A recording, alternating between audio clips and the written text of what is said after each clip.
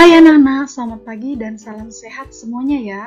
Bertemu lagi dengan Ibu, yaitu Bu Yuni. Anak-anak, hari ini kita akan belajar tentang rotasi dan revolusi bumi. Tujuan pembelajaran kita pada hari ini adalah yang pertama, siswa mampu menjelaskan rotasi bumi dan revolusi bumi. Yang kedua, siswa mampu menjelaskan akibat dari rotasi bumi dan revolusi bumi. Sikap yang akan kita kembangkan dalam pembelajaran kita hari ini adalah yang pertama, percaya diri, yang kedua, tanggung jawab, dan yang ketiga, disiplin ketika mengumpulkan tugasnya. Anak-anak berpikir bagaimana sih terjadinya siang dan malam hari? Jadinya siang dan malam hari merupakan salah satu akibat dari rotasi bumi. Apakah itu rotasi bumi? Mari kita belajar bersama-sama. Rotasi bumi merupakan perputaran bumi pada porosnya. Satu kali rotasi, bumi membutuhkan waktu 23 jam 56 menit 3 detik dan dibulatkan menjadi 24 jam. Bumi berputar pada porosnya dengan arah berlawanan jarum jam. Selama berotasi, poros bumi selalu miring 23,5 derajat dari garis tegak lurus. Saat bumi berotasi, bagian bumi yang terkena sinar matahari akan mengalami siang hari. Sedangkan bagian lainnya akan mengalami malam hari. Oleh sebab itu, saat kita di Indonesia mengalami siang hari, ada bagian lain di bumi yang sedang mengalami malam hari dan sebaliknya. Akibat dari rotasi bumi adalah perbedaan waktu di bumi. Jika kita mengamati globe, kita akan melihat dua jenis garis. Garis lintang. Garis lintang adalah garis kail yang mengelilingi bumi dari barat sampai ke timur. Garis ini posisinya horizontal pada globe. Garis bujur adalah garis kail yang menghubungkan kutub utara dan kutub selatan.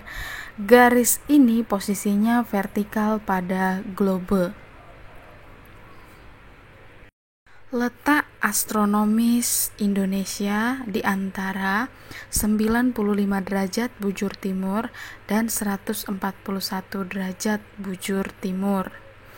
Artinya, wilayah Indonesia yang paling utara ada di antara garis 6 derajat lintang utara, yaitu di Pulau W di Nanggro Aceh Darussalam.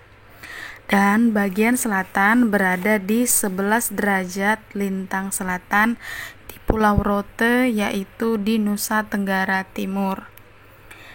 Sedangkan wilayah barat berada di garis 95 derajat bujur timur di Pulau Sumatera.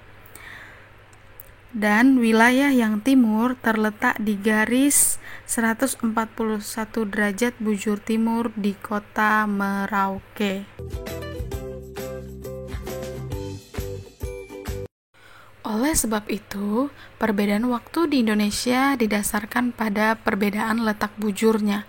Letak bujur Indonesia yaitu 95 derajat bujur timur sampai 141 derajat bujur timur. Sehingga wilayah di Indonesia terbagi atas 3 bagian waktu, yaitu WIB, WITA, dan WIT.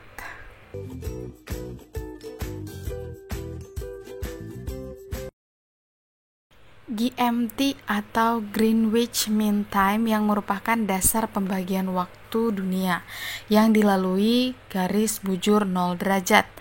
Garis bujur 0 derajat terletak di kota Greenwich, Inggris.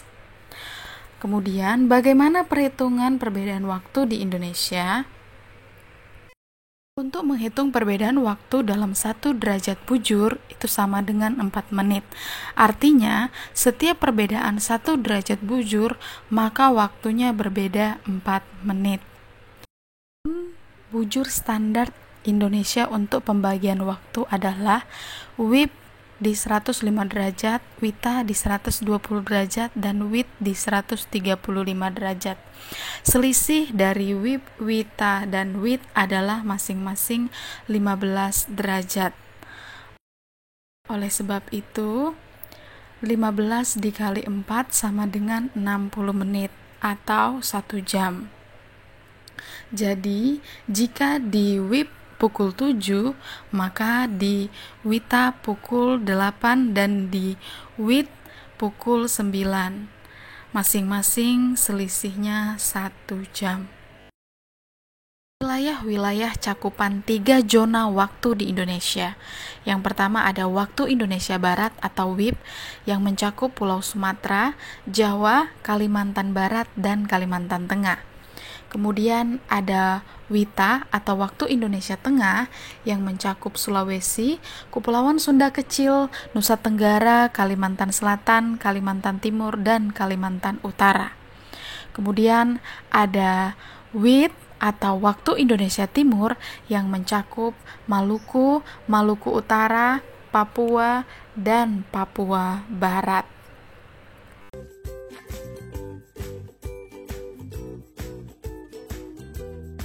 Sebab itu, akibat adanya rotasi bumi, terjadilah peristiwa-peristiwa sebagai berikut.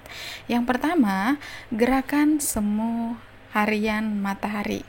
Matahari terbit di sebelah timur pada waktu pagi dan bergerak ke atas, kemudian turun di arah barat. Pergerakan matahari tersebut disebutlah namanya gerak semu harian matahari.